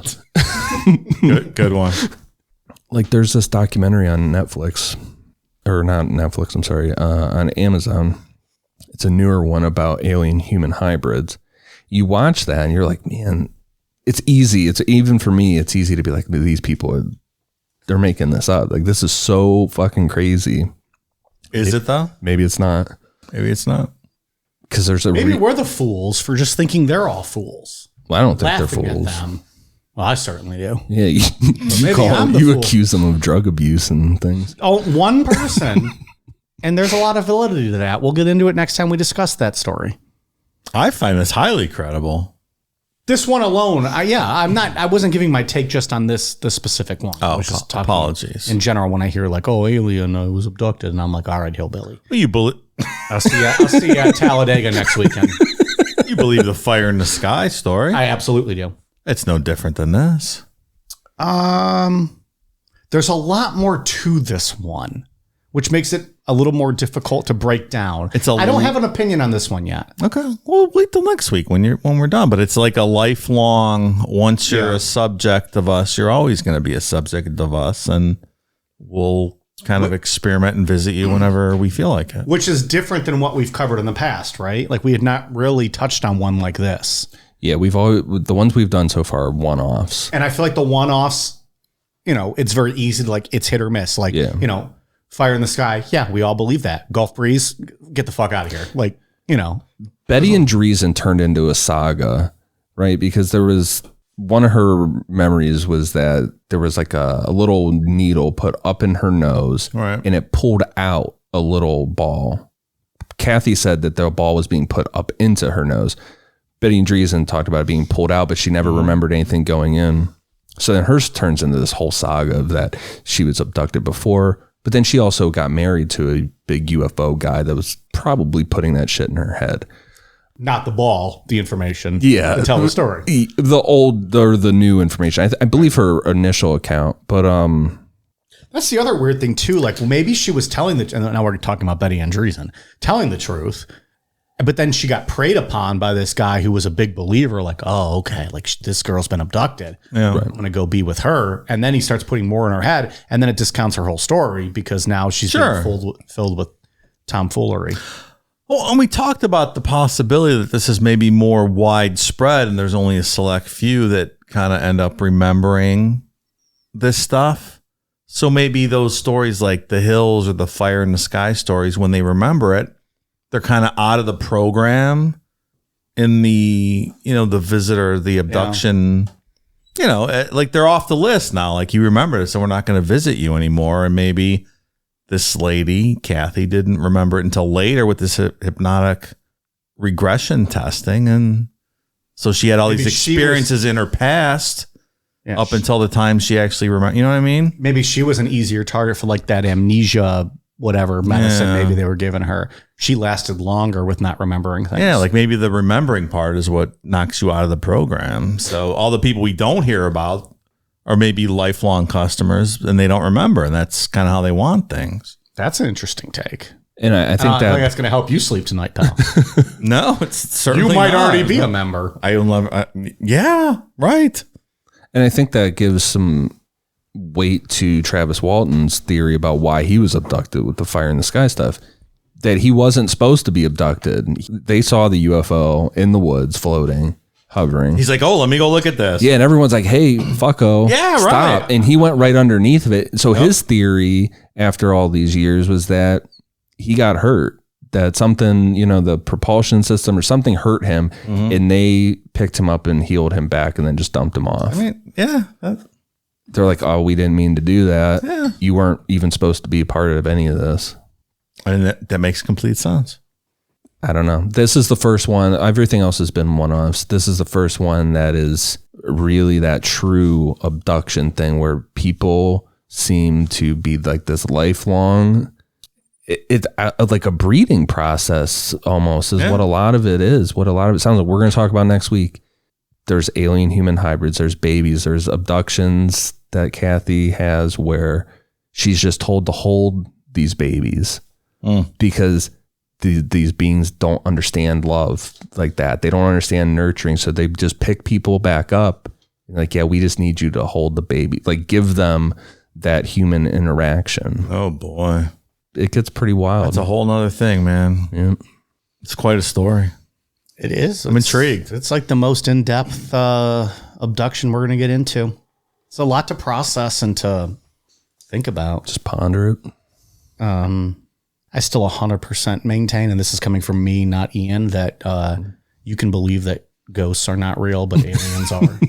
I 100% stand by that. You can believe anything you want, buddy. That's right. It's still real to me, damn it. All right, some shout outs to some new patrons. Thank you very much to Penny Tift, Daniel Cuss, Melanie Fagan, Nick, Sid Muller, Adrian, Dawson, Jennifer Rose, Tanya from Down Under, Dylan Anarson Van Hoosier, Jay Salazel, Tristan Machado, Angie Dunlap, Ken Coping, Jenny Clark, Stacy Lucanen, no, I butchered that one. Sorry, Stacy. Samantha Cersei, Zach Tinker, Chippy, Chris Larson, Stussy Koch, Kasia, Liz, Emily Dennison, Mal, Sarah Isaacson, Enby, Patrick Mulkerns, Agnes, Kaylee, Richard Swiss, a.k.a. Dick Cheese. Richard Swiss. Dick Cheese. Sheebs, Rhett Fanter, Tori Dew. Freya is going through a separation, and Necronomipod is the only thing that makes her laugh at the moment, so thank you. Aw, how sorry to about hear that? that. Yeah. You want Mike to come over and bang you out for a couple hours to make you feel better? I only do cut calls, pal. She's single. That's true. I only want it if it's someone else's. Understood. Marry Dave, fuck Ian, kill Mike.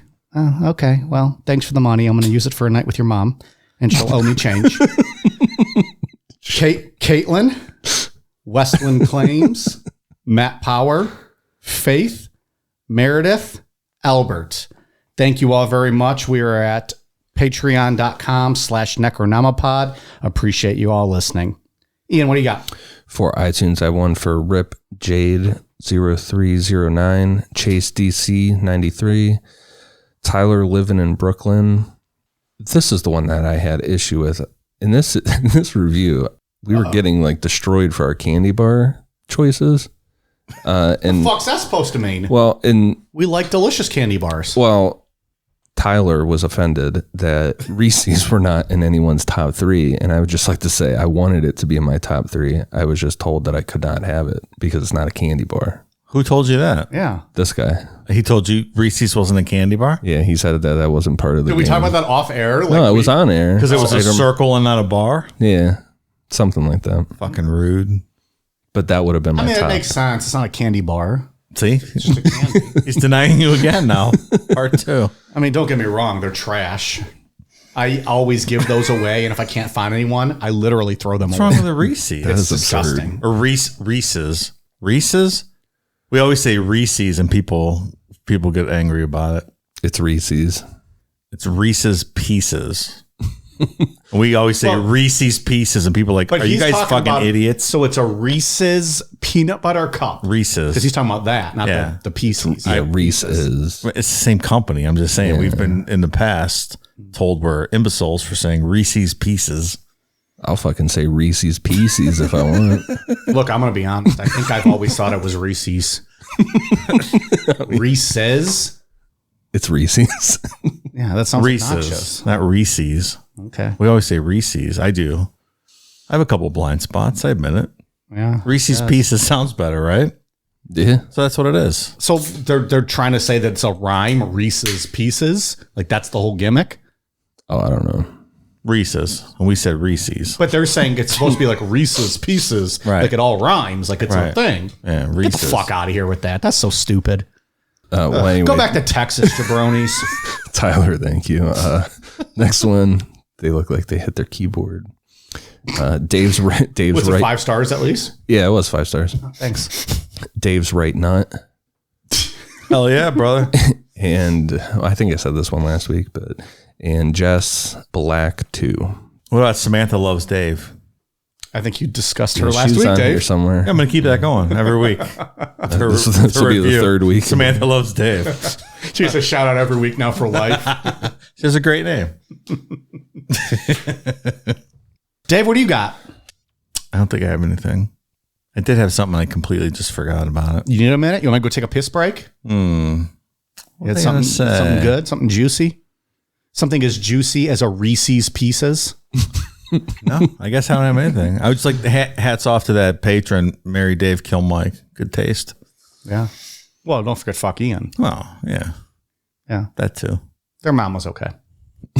She still owes me my change.